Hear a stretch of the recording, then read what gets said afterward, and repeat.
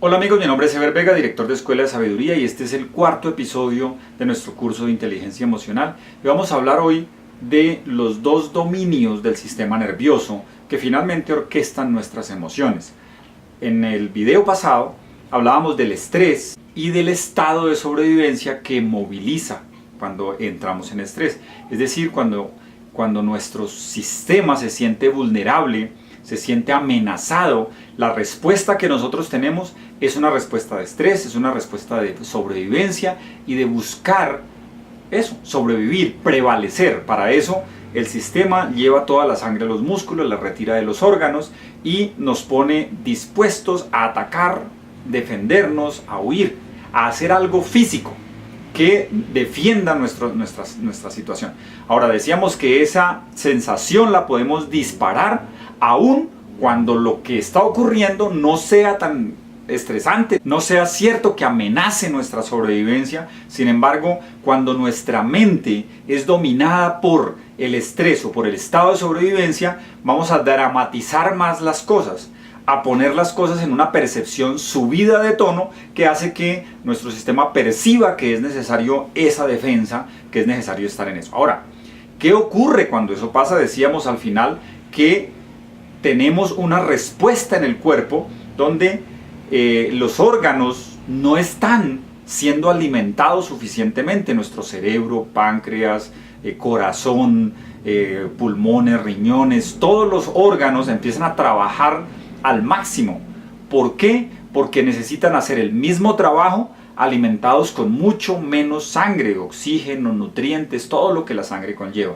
Entonces, en ese momento estamos expuestos, y por eso un estado de sobrevivencia prolongado, cuando nuestra mente todo el tiempo le está diciendo al sistema que estamos en peligro, que algo va a pasar, que esto está muy mal, que estamos amenazados. Cuando todo eso pasa, nuestro sistema, en esa sensación de amenaza, mantiene los órganos sin alimento suficiente y empezamos a enfermar, empezamos a ser víctimas más fácilmente de cualquiera de los elementos patógenos que hay a nuestro alrededor, como virus, bacterias, hongos o cualquier otro tipo de parásito que quiera atacarnos. En ese momento vamos a ser mucho más vulnerables.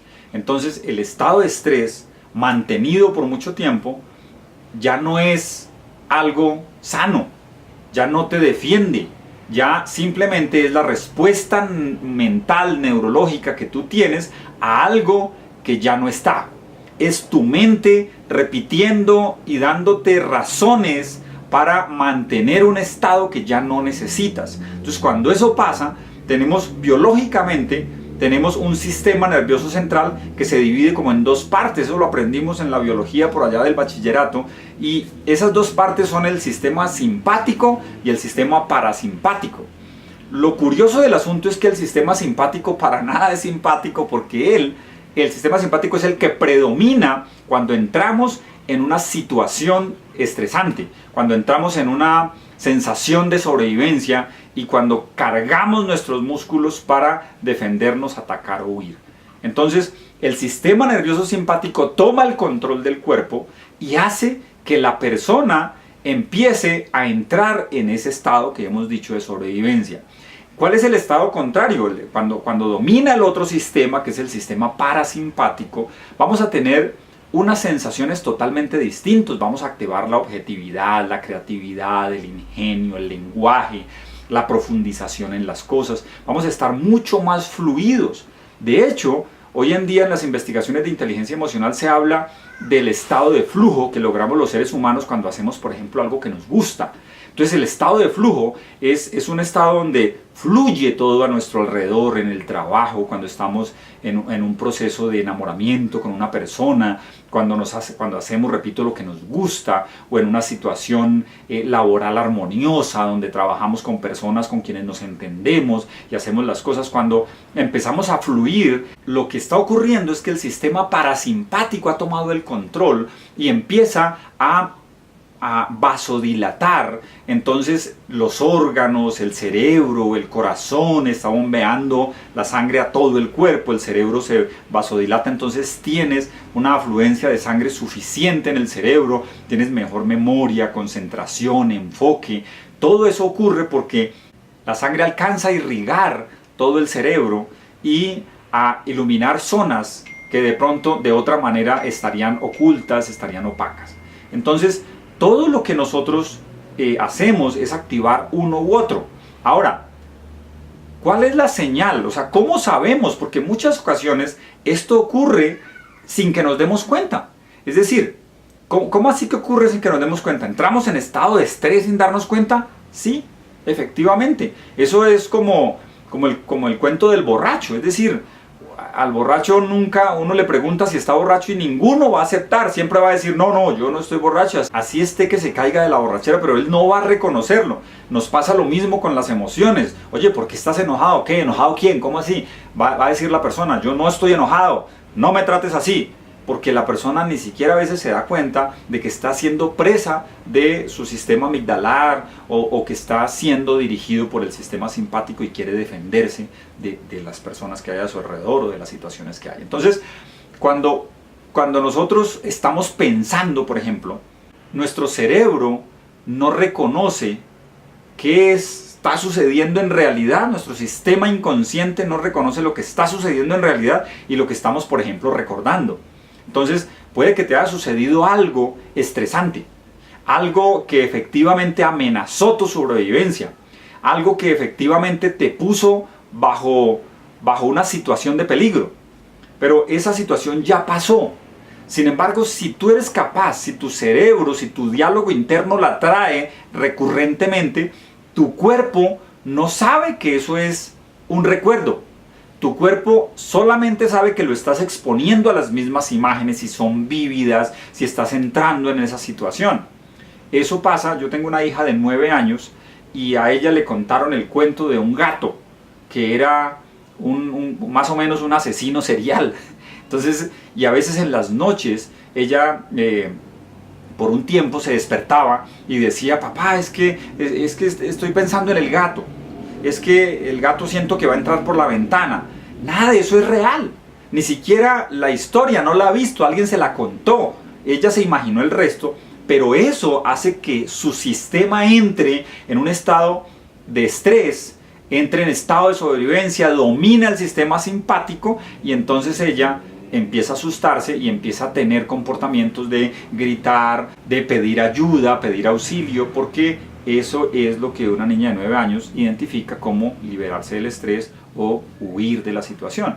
Ahora, ¿qué fue lo que hicimos? Empezar a explicarle de qué se trata. Oye, ¿qué es el gato? Cuéntame qué pasó. ¿A qué gato te refieres? Dibújamelo. Miremos qué tan terrorífico puede ser. Ah, ok, es este gato. ¿Y qué es lo que hace el gato? En fin, todas las cosas que ocurren. Pero eso es porque ella lo está imaginando y la imaginación dispara en su cuerpo una sensación, una alerta suficiente para entrar en estrés. Entonces, necesitamos para ello parar antes de tomar decisiones, empezar a tomar un curso de acción distinto y a releer la situación, darle un nuevo sentido, una nueva percepción a lo que ella tiene en su mente. Entonces, sí, efectivamente podemos tener inconscientemente algunas emociones y vamos a tener estos estados de estrés y este dominio simpático. Pero, ¿cuál es la señal típica para que la tengamos en cuenta? La salivación. Cuando tú salivas mucho, como yo estoy en este momento que hablo ante la cámara para contarles a ustedes todo esto, cuando eso pasa es porque estoy haciendo algo que me encanta. Entonces la vasodilatación ocurre y hay afluencia de sangre a los órganos, al cerebro, al corazón, a los riñones, a todo el sistema, y entras en un estado de flujo, un estado de relajación, donde efectivamente tus ideas conectan mucho más porque estás haciendo algo que te encanta. Entonces salivas, como dicen las abuelas, como decían las abuelas, se nos escurre la baba. Eso es porque entramos en el dominio parasimpático de nuestro sistema. Pero lo contrario es cuando se nos reseca la boca. La boca se seca totalmente y empezamos a sentir los labios incluso cuarteados, nos cuesta dificultad tragar, hablar, se vuelve más difícil porque entonces entramos en la vasoconstricción, los músculos empiezan a recibir más sangre, los órganos a no tenerla, el cerebro empieza a trabajar a marchas un poco más forzadas, el corazón bombea mucho más rápido porque necesita la misma cantidad de sangre en todo el cuerpo, pero tiene menos porque se ha constreñido las arterias, las venas, y no fluye de la misma manera. Esa es la señal inequívoca de que estás entrando en estrés. Así, en ese momento tú ni siquiera te des cuenta o no percibas una señal de alerta. Cuando entres en ese momento, cuando tu boca se seque, como decía alguien, que escupo balas, que la saliva que sale es una saliva gruesa, seca, espesa, allí estás en un estado de sobrevivencia y en ese momento tu dominio es totalmente simpático, es decir, que estás en un estado de estrés, y allí es el momento de parar. Oye, para antes de hablar, para antes de decidir, para antes de actuar. Si eso está sucediendo en un grupo de trabajo, proponles parar, porque si hay alguien que esté así, es necesario que paremos, es necesario que nos demos un momento, que respiremos, miremos las cosas desde otro punto de vista y volvamos nuevamente a cuando hayamos encontrado un estado de flujo, cuando las emociones hayan bajado y cuando nuestro sistema nuevamente esté dispuesto a escuchar, a hablar y a llegar a acuerdos. En el próximo video vamos a ver una herramienta para pasar de un estado al otro, para parar el estado de sobrevivencia y activar nuevamente el estado de creación, el estado de flujo, un estado mucho más creativo, mucho más fluido, tranquilo y agradable. Muchas gracias.